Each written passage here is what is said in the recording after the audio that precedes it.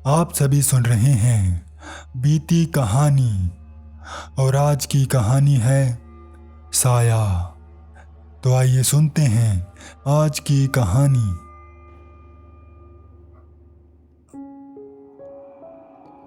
हमें बचपन से ही कुछ बातें सिखाई जाती हैं कि क्या करना है और क्या नहीं। हमारे माँ बाप दादा दादी के द्वारा कुछ हिदायतें हमें दी जाती हैं कि ऐसा नहीं करना, वैसा नहीं करना, अगर ये किया तो कुछ बुरा होगा। ऐसा करने के पीछे उनका एक ही मकसद होता है कि हम ठीक और सुरक्षित रहें, हम किसी मुसीबत में न पड़ें। लेकिन जैसे जैसे हम बड़े होते हैं और हमें दुनियादारी की समझ आने लगती है, वैसे वैसे हम उन बातों को दकियानूसी या बिना सिर पैर की मान उनका मजाक उड़ाते हैं और उन्हें भूल जाते हैं, जिसका हमें आगे चलकर गंभीर परिणाम भोगना पड़ता है। ऐसा ही मेरे साथ हुआ जब मैंने अपने बड़े बुजुर्गों की बात नहीं मानी। मेरा नाम विशाल है और मैं राजस्थान का रहने वाला हूँ। मेरा कारपेंटर का काम है, जिस वजह से मुझे नई नई जगह पर काम करने के लिए जाना पड़ता है। यह घटना मेरे साथ आज से 2 साल पहले घटित हुई, जिसने मुझे अंदर तक झकझोर कर रख दिया। उस घटना से मैं बहुत ज़्यादा डर गया था। आज भी जब मैं रात को उस घटना को याद कर लेता हूँ तो डर के मारे मैं सो नहीं पाता। आज भी उसे याद कर मेरा दिल डर के मारे कांपने लगता है। उस दिन मुझे काम से लौटने में देर हो गई थी, क्योंकि जो काम मैंने ले रखा था उसे कुछ ही दिनों में निपटाना था, तो देर रात तक काम कर रहा था मैं। मेरे साथ मेरे कुछ साथी भी लगे हुए थे जो वह काम कर रहे थे। मैंने जल्दी जल्दी अपना काम निपटाया और एक लड़का जो मेरे साथ ही आता था उसे साथ लेकर वहाँ से निकल पड़ा। वहाँ से निकलते वक्त मैंने टाइम देखा तो रात के 8:30 हो रहे थे। मुझे 20 किलोमीटर का सफ़र तय कर अपने घर पहुँचना था। मैं और वो लड़का दोनों बाइक पर सवार हो वहाँ से निकल जाते हैं। वो एक छोटा सा गांव था जो कि खेतों से घिरा हुआ था और हमें खेतों से होते हुए ही आना और जाना पड़ता था। पूरा का पूरा रास्ता खेतों से घिरा और सुनसान था। लास्ट के 5 किलोमीटर का इलाका ही शहरी आबादी से घिरा हुआ था। बाकी का पूरा रास्ता खेतों के बीच से ही गुजरता था। चारों तरफ खामोशी का मंजर था, कोई आता जाता नहीं दिख रहा था। दूर खेतों में चलते हुए ट्रैक्टर की रोशनी कभी कभी हम पर पड़ जाती थी, जब भी वो हमारी ओर मुँह करते और उन पर लगे स्पीकरों की आवाज़ धीमी धीमी हमारे कानों में पड़ती रहती थी। हम दोनों काम की बातें करते हुए घर आ रहे थे कि कैसे जल्दी से जल्दी यह काम निपटा कर दूसरी जगह काम शुरू किया जाए। कुछ ही मिनटों के सफ़र के बाद हम शहर पहुंच चुके थे। मैंने उस लड़के को उसके घर छोड़ा और सीधे अपने घर की ओर चल दिया।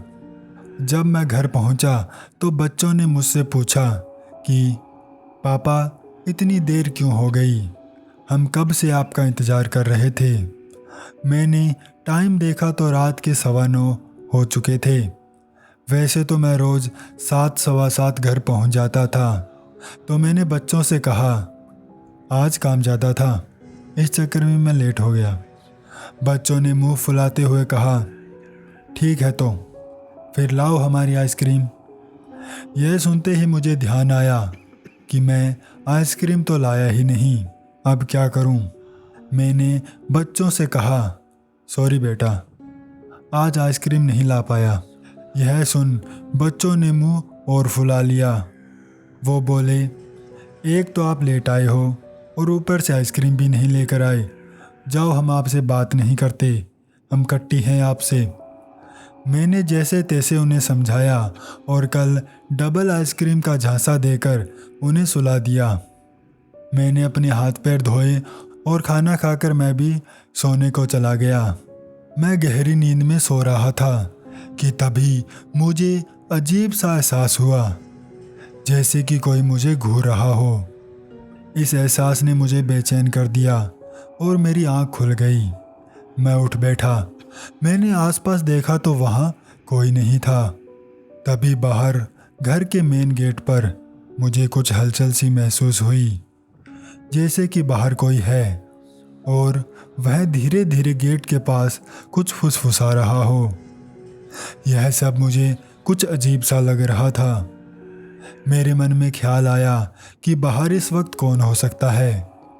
मैं बेड से उठा और धीरे धीरे बाहर जाने लगा। मैं गेट के सामने खड़ा था। मैंने धीरे से कुंडी की ओर अपना हाथ बढ़ाया। मेरा दिल जोरों से धड़क रहा था। डर के मारे मेरे हाथ भी कांप रहे थे। मैंने हिम्मत करते हुए गेट की कुंडी खोली और झट से मेन गेट खोल बाहर झांका। और जो मैंने देखा वो देख मेरी आंखें फटी की फटी रह गई। एक लंबा चौड़ा आदमी काले चादर कुर्ते में अपनी बड़ी बड़ी आंखों से मुझे ही घूर रहा था। उसके खुले लंबे बाल हवा में लहरा रहे थे। उसकी लंबी कुछ काली और कुछ सफ़ेद दाढ़ी थी और उसका वो डरावना चेहरा देख मुझे तो हार्ट अटैक आने को हो गया था। तभी मेरी आंखें खुल गई और मैं छत को देख रहा था। मैं उठ बैठा और तभी मेरी नज़र मेरे पैरों के पास गई। वहीं काले कपड़ों में शख्स मेरे पैरों के पास ही खड़ा था। यह देख मैं जोर से चिल्लाया। तभी अचानक उसने मेरे पैर को पकड़ा और खींचा। मेरी अचानक झटके से आंख खुल गई। मेरी सांसें और दिल की धड़कन तेज थी। मैं पूरी तरह से पसीने से भीग चुका था। आंखें तो खुल गई थी पर मैं हिल नहीं पा रहा था। ऐसा लग रहा था जैसे कि मेरा शरीर जम गया हो। मैं उसी अवस्था में लेटा रहा। उस वक्त मुझे ऐसा लग रहा था जैसे कि मैं मर रहा हूँ। दिमाग काम नहीं कर रहा था। सांसें असामान्य रूप से तेज चल रही थी। कुछ देर वैसे ही लेटा रहा, फिर धीरे धीरे सांसें सामान्य और दिल शांत होने लगा। मैं उस वक्त बहुत ज़्यादा डर गया था। मुझे कुछ भी समझ नहीं आ रहा था कि वह सच था या फिर सपना। मेरी नींद खुल चुकी थी। मेरी नींद उड़ चुकी थी, पर मैं अभी भी सोने का नाटक कर रहा था। उठकर कमरे में देखने की हिम्मत नहीं हो रही थी। अगर वो यहीं हुआ तो। मैं उठा और उसने मुझे पकड़ लिया तो मैं क्या करूँगा। मैं कुछ देर वैसे ही आंखें बंद कर लेटा रहा। फिर जब कुछ हिम्मत आई तो मैं उठा और आसपास देखा। वहाँ कोई नहीं था। सब कुछ सामान्य था। मैंने जब बच्चों की तरफ नज़र घुमाई तो वह आराम से सो रहे थे। उनको कुछ भी अंदाज़ा नहीं था कि अभी अभी मुझ पर क्या बीती है। मैं उठा और पानी पीने के लिए किचन की ओर चल दिया। डर तो मुझे लग रहा था, पर डर के मारे कब तक बैठा रहता। प्यास भी तो बहुत भयंकर लगी थी मुझे। मैंने पानी पिया और वापस आकर लेट गया। वह मंजर अभी भी मेरे दिमाग में घूम रहा था। मैं अभी भी उसे समझने की कोशिश कर रहा था कि वो क्या था। इससे पहले मेरे साथ ऐसा कुछ भी नहीं हुआ था। यह पहली बार हो रहा था। मैंने अपना फ़ोन उठाया तो देखा रात के 2:30 बज रहे थे। मैं फिर फ़ोन चलाने लगा ताकि वह डरावने ख्याल मेरे मन से निकल जाएं। वह डरावने ख्याल आने बंद हो जाएं और मैं सो सकूं।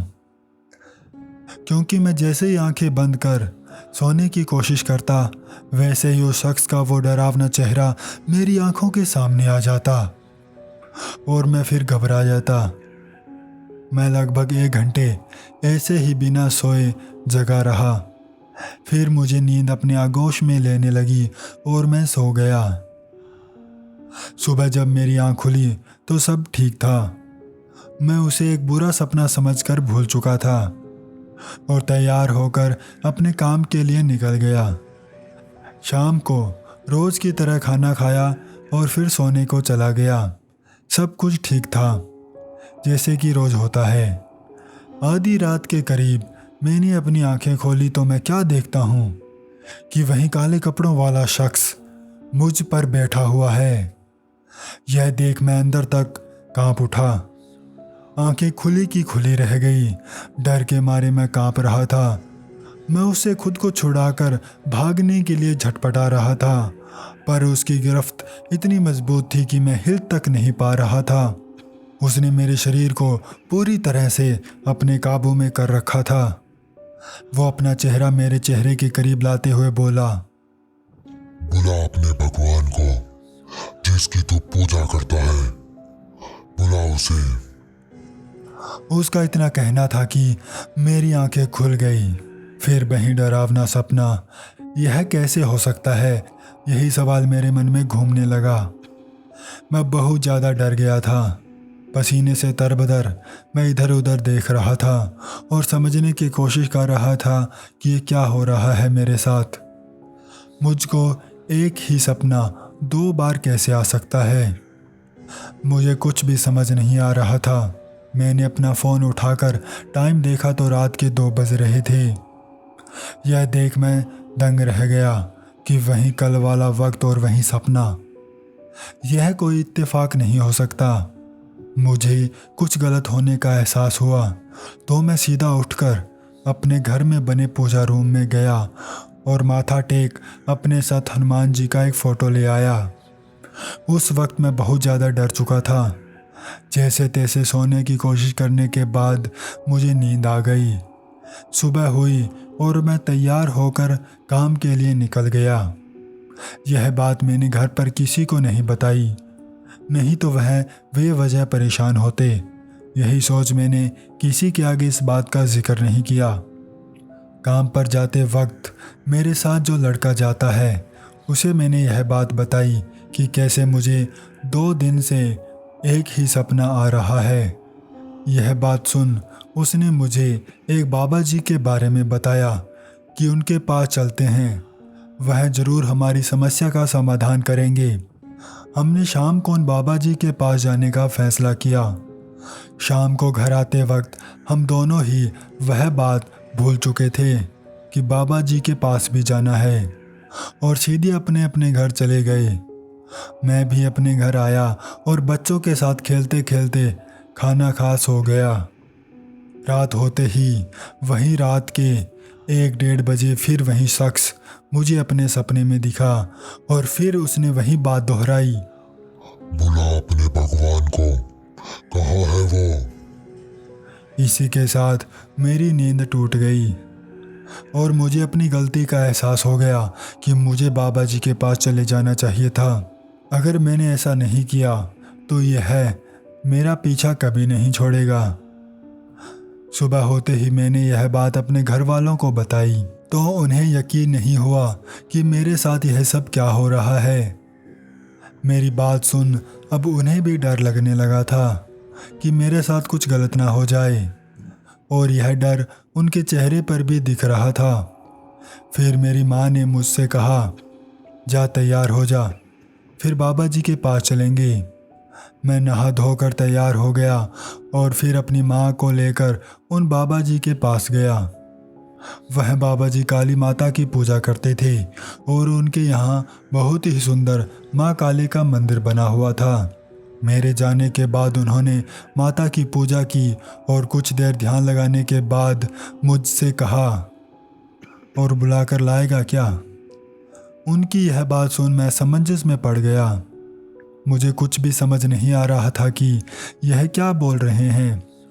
मैंने उनसे पूछा, जी आप क्या कह रहे हैं? मैं कुछ समझा नहीं। तो उन्होंने मुझसे कहा, तू ही तो बुला कर लाया है उसे। यह सुन मेरे होश उड़ गए। मुझे यकीन नहीं हुआ कि बाबा जी ये क्या कह रहे हैं। भला मैं क्यों बुला कर लाने लगा उसे? मुझे हैरान देख वह बोले, तुम उस दिन घर आते वक्त जब वहाँ से निकल रहे थे तो तूने क्या कहा था, याद है कुछ? मुझे कुछ भी समझ में नहीं आ रहा था कि यह क्या पूछ रहे हैं। वह फिर बोले, ऐसे क्या देख रहे हो? तूने ये नहीं कहा था? आ बैठ, चलते हैं। यह सुन मुझे याद आ गया कि मैंने क्या कहा था। दरअसल उस दिन मैंने मेरे साथ वाले लड़के को बाइक पर बैठने के लिए बोला था कि अब बैठ जा, अब चलते हैं। जैसे मुझे यह बात याद आई तो मैंने बाबा जी से कहा, ये तो मैंने उस लड़के को कहा था। तो वो बोले, तूने नाम लेकर कहा था क्या? मैंने कहा, नहीं। तो फिर आ गया वो तेरे साथ। इतना ही नहीं, उस दिन तूने मिठाई भी खाई थी उस घर, कुछ याद है? यह सुन मैं दंग रह गया कि इन्हें कैसे पता चला कि मैंने उस दिन उनके घर मिठाई भी खाई थी। मैंने कहा, हाँ बाबा जी। फिर उन्होंने समझाया कि एक तो मीठा खाकर बाहर नहीं जाना, और कहीं आते जाते वक्त आ जा, आ चलते हैं, आ बैठ जा, ऐसे नहीं बोलना है। अगर किसी को बुलाना है तो उसका नाम लेकर बुलाना है, क्योंकि अगर कोई दुष्ट आत्मा उस वक्त तुम्हारे आसपास हुई तो वह तुम्हारे साथ आ जाएगी। तो हमें इन बातों का ध्यान रखना है। फिर उन्होंने मुझे माता के आगे माथा टेकने को कहा और एक डोरा देते हुए कहा, इसे अपने कलाई पर बांध लेना। फिर भभू देते हुए कहा, एक कलश लेकर उसमें पानी डालकर कुछ बूंदे गंगा जल की डाल लेना और उसमें यह बबूत डालकर पूरे घर में छिड़क देना, ठीक है? इतना कहकर उन्होंने मुझे घर भेज दिया। घर आकर हमने वैसा ही किया जैसा उन्होंने कहा था। इसके बाद मैं अपने काम के लिए निकल गया। काम करते वक्त पूरे दिन मेरे दिमाग में वही बातें घूमती रही। बाबा जी ने जो कहा था, वहाँ काम करते वक्त मुझे बार बार वही ख्याल आ रहे थे कि कहीं वह शख्स यहीं आसपास ही तो नहीं। शाम होने पर मैं जल्दी ही घर लौट आया। मन बेचैन था कि पता नहीं रात को क्या होगा। रात गहराने लगी थी। धीरे धीरे सब सो गए और मैंने भी सोने की तैयारी कर ली, पर वह डरावने ख्याल अभी भी मुझे सोने नहीं दे रहे थे। फिर कुछ देर बाद मुझे नींद आ गई और उसके बाद सुबह ही आँख खुली। आज मुझे वह डरावने सपने नहीं आए। मैं काफ़ी खुश था कि चलो बला टली। उस बात को आज 2 साल बीत चुके हैं, लेकिन फिर कभी भी वह काले कपड़ों वाला शख्स मुझे दिखाई नहीं दिया। आपको यह कहानी कैसी लगी, हमें ज़रूर बताएं।